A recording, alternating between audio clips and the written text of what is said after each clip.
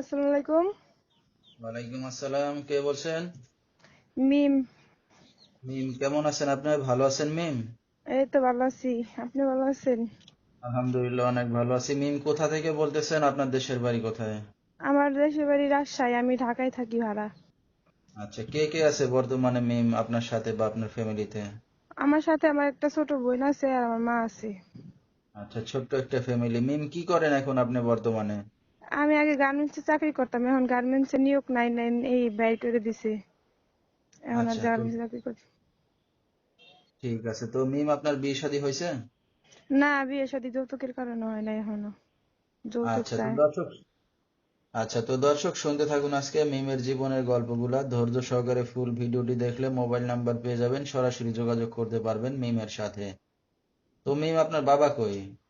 আমার বাবা বিয়ে করে চলে গেছে এখান থেকে। আমাদের ছোট আচ্ছা, রাইখাই চলে গেছে। তো কোনো যোগাযোগ নাই আপনার বাবার সাথে? না না, বলতে আমার বাবার সাথে কোনো যোগাযোগ নাই। তো আপনার মা কি করে এখন? এই বাসায় কাজ করে। আচ্ছা আচ্ছা, মানে আপনি যখন যেটা পান সেটা করেন, আর আপনার মা বাসা বাড়িতে কাজ বাজ করে। হুম। হ্যাঁ হ্যাঁ। লেখাপড়া কত দূর করছেন আপনি? 8 পর্যন্ত। লেখাপড়া তো ভালোই করছেন। এসএসসি পাশ করলে তো যে কোনো জায়গায় যে কোনো একটা চাকরি করে চলতে পারতেন। করতে পারি নাই, ফ্যামিলির অবস্থা ভালো না। আচ্ছা, তো দেশের বাড়ি, জায়গা জমি সম্পত্তি ঘর বাড়ি আছে কিছু?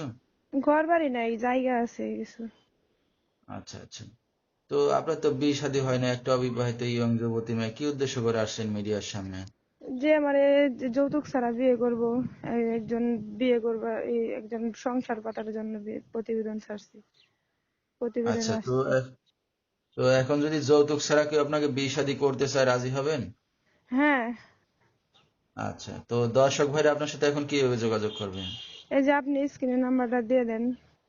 আচ্ছা, ঠিক আছে। তো দর্শক, আমরা শুনতেছিলাম মিমের জীবনের গল্পগুলো। যেহেতু বাবা নাই, মা আছে, যেহেতু এখনো বিয়ে শাদী হয় নাই, চাচ্ছে একটা ভালো মনের মানুষ যে যৌতুক টাকা পয়সা ছাড়া শুধু দায়িত্ব নিয়ে বিয়ে শাদী করতে চাচ্ছে এখন আর কি।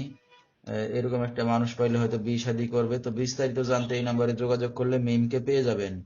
01350557571, এই নাম্বারটাই হলো মিমের।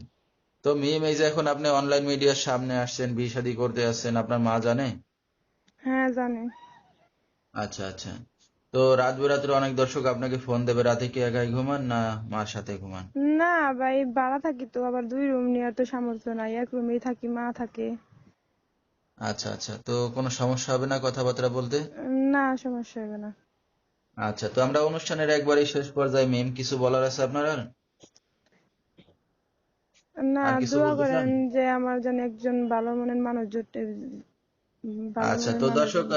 মিমের চাওয়া এখন একটা ভালো মনের মানুষ।